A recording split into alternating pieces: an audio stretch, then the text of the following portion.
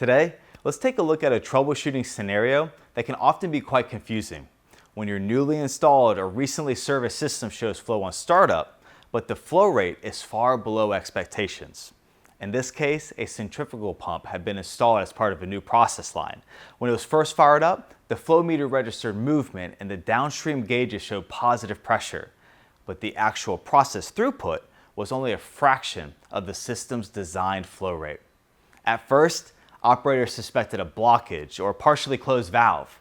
Instrumentation was checked, strainers were cleaned, and line routing was verified.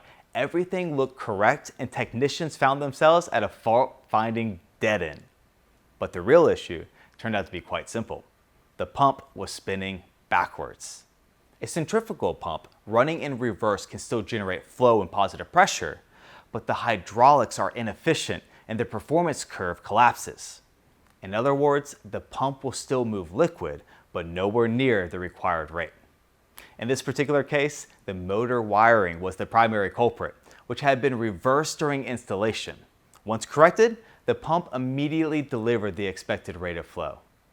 The takeaway: in troubleshooting, most problems aren't hiding.